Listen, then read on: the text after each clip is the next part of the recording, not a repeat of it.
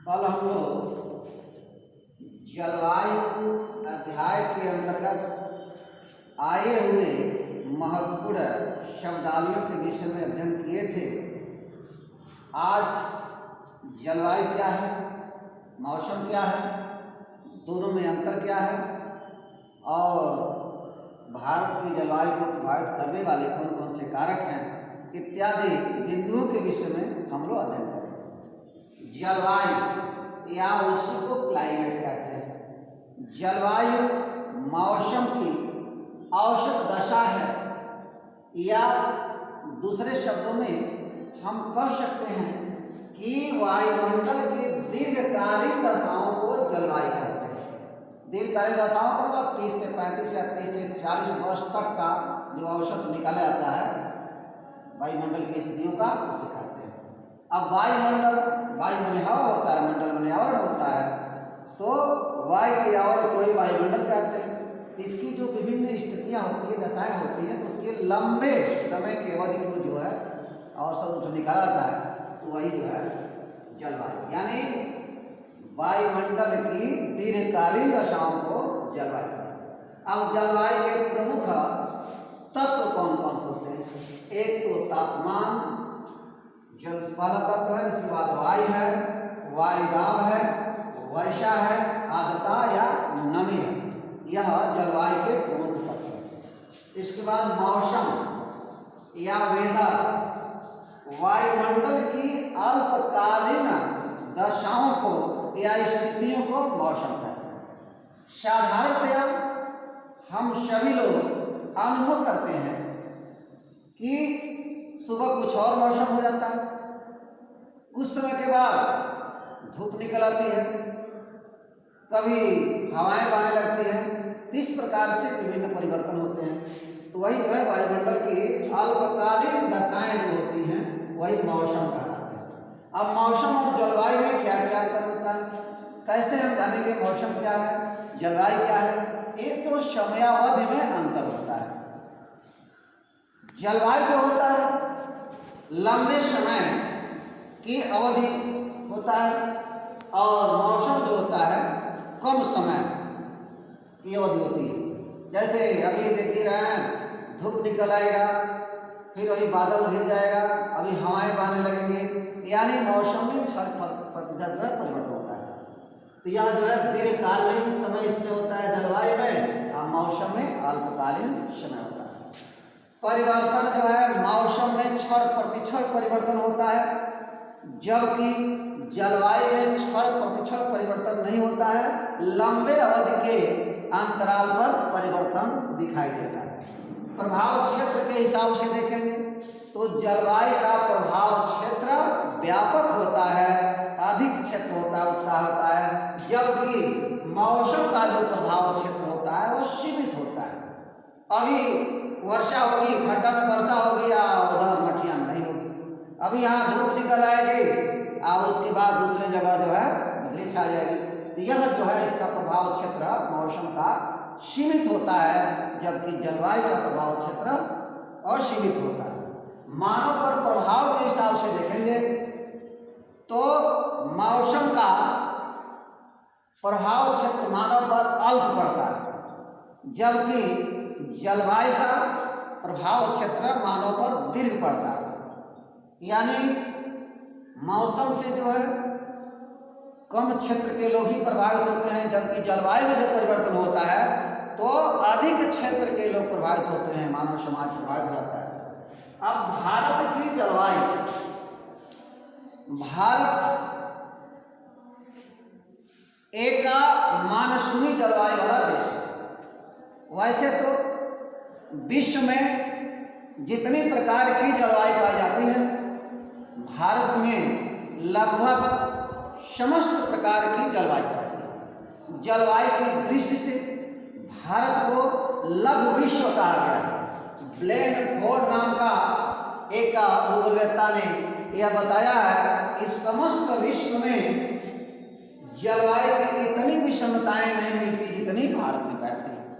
इस दृष्टिकोण से देखेंगे तो विश्व में लगभग जितनी प्रकार की जलवायु पाई जाती है उतनी भारत में पाई जाती है। चूँकि भारत में वर्षा मानसूनी हवाओं के द्वारा होती है। मानसून की प्रधानता के कारण भारत की जलवायु को मानसूनी जलवायु कहते हैं। अब भारत की जलवायु के प्रकार, भारत के जलवायु के दो प्रकार होते हैं, एक तो सम जलवायु और दूसरा विषम जलवायु।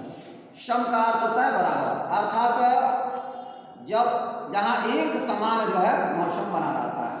जैसे समुद्र के किनारे का जो मौसम होता है वहाँ की जलवायु दशाएं होती हैं, समान होते हैं। गर्मी में बहुत गर्मी नहीं पड़ता है, जाड़े में बहुत जाड़ा नहीं पड़ता है, लगभग बराबर होता है, उसे सम जलवायु। विषम जलवायु जहाँ अधिक तापमान हो, जहाँ अधिक जो है ठंडी पड़े, वह सब विषम जलवायु है। तो समुद्र से जितने दूर हम बढ़ते जाएंगे स्थलीय भाग में, वहाँ विषम जलवायु पाई जाती है।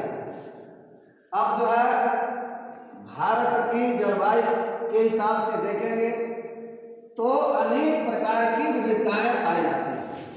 अब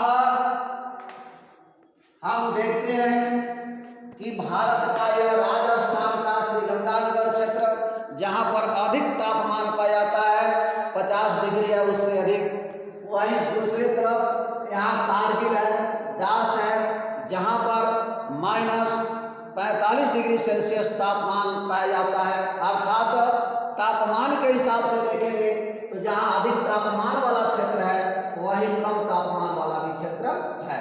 वहीं वर्षा के हिसाब से देखेंगे तो मेघालय में गारो खासी जैंतिया यहाँ है, और यही जो है चेरापूंजी है, वहीं मानसीकराम है। जहाँ अधिक वर्षा वाला क्षेत्र है तो वहीं पर यह राजस्थान का जो है कम वर्षा वाला क्षेत्र है। तो जहाँ अधिक वर्षा वाला एक तरफ है, दूसरे तरफ कम वर्षा वाला क्षेत्र है, एक तरफ अधिक तापमान वाला क्षेत्र है, दूसरे तरफ कम तापमान वाला क्षेत्र है। तो विभिन्न प्रकार की जो है विविधताएं इसमें पाई जाती हैं। अब भारत की जलवायु को प्रभावित करने वाले कारक कौन कौन से फैक्टर्स हैं जो प्रभावित करते हैं। एक तो मानसूनी पवनें, भारत की जलवायु को प्रभावित करने में मानसूनी पवनों की महत्वपूर्ण भूमिका होती है। मानसूनी पवनें हवाएं एक तो शीतकाल में जो चलती हैं वह स्थल से सागर की ओर चलती हैं, तो वह ठंडी होती हैं, शुष्क होती हैं, उसका प्रभाव यहाँ की जलवायु पर पड़ता है। ग्रीष्मकाल की जो मानसूनी हवाएं होती हैं वह हिंद महासागर से ऊपर चलती हैं, तो इसके अंदर इसका प्रभाव जो है, इसमें जो है वाष्प भरी हवाएं होती हैं, इसका प्रभाव कुछ और होता है, जो वर्षा करती हैं, गर्मी हो रही होती है। वहीं जो है देश का विस्तार भी भारत की जलवायु को प्रभावित करता है। अब इसके लिए यह ग्लोब में आप देख रहे हैं कि पूरे विश्व को 3 कटिबंधों में बांटा गया है। यह भूमध्य रेखा है, इससे लेकर के 23.5 अंश जो अक्षांश का रेखा है, कर्क रेखा, इधर 23.5 यह उष्ण कटिबंध पड़ता है। 23.5 से 66.5 का जो बीच है शीतोष्ण कटिबंध पड़ता है, उत्तर और दक्षिण दोनों तरफ। फिर 66.5 से ऊपर वाला यह 90 अंश तक दोनों गोलार्धों में यह शीत कटिबंध पड़ता है। तो यह जो ग्लोब में भारत की स्थिति है देख रहे हैं यहाँ, यह भूमध्य रेखा है, और भूमध्य रेखा से कर्क रेखा आ जा रहा है, तो इसका कर्क रेखा से दक्षिण उष्ण कटिबंध में पड़ता है, और इससे यह जो उत्तर वाला शीतोष्ण कटिबंध पड़ता है। तो उष्ण कटिबंध में पड़ेगा तो वहाँ गर्मी अधिक पड़ेगी, शीतोष्ण कटिबंध में पड़ेगा तो जाड़ा पड़ेगा, ठंडी पड़ेगी। तो इसका भी प्रभाव जो है भारत की जलवायु पर पड़ता है। ऐसे ही भूमध्य रेखा से समीपता भी भारत की जलवायु को प्रभावित करता है। यह भूमध्य रेखा है, आप जानते हैं भूमध्य रेखा पर सूर्य की किरणें जो है लंबवत चमकती है, पड़ती है, जिसके कारण गर्मी होती है। तो भूमध्य रेखा से नजदीक होने के कारण भारत में गर्मी पड़ती है, तो जो नजदीक कोई स्थान रहेगा वहाँ गर्मी अधिक पड़ेगी। तो यह भी जो है भूमध्य रेखा से नजदीक या समीपता भी इसको प्रभावित करती है। हिमालय पर्वत की स्थिति, जैसा कि ग्लोब में यहाँ पर हिमालय पर्वत है। अब भारत के यानी यह जो पूरा भाग देख रहे हैं मानचित्र में, यह हिमालय पर्वत है।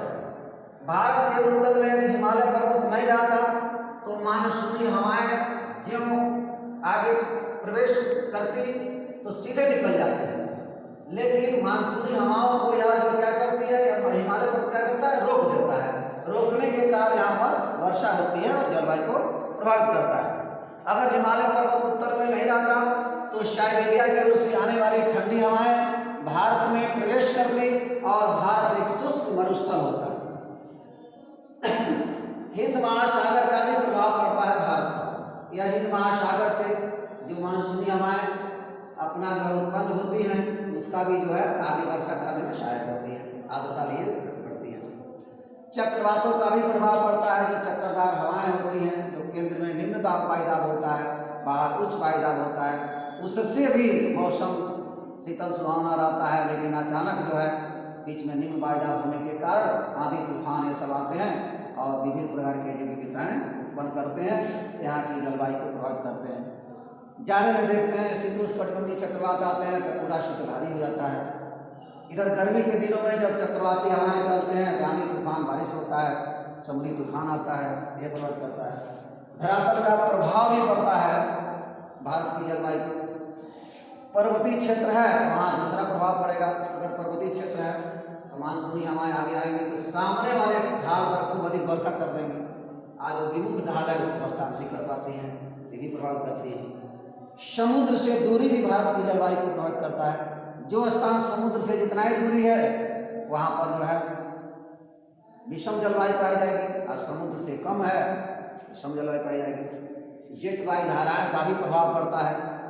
वायुमंडल में ककड़ी पट्टी के रूप में चलने वाली तेज गति से जब हवाएं चलती हैं जेट वायु धारा, उसका भी भारत की जलवायु को प्रभावित करता है। 10-15 हो गए।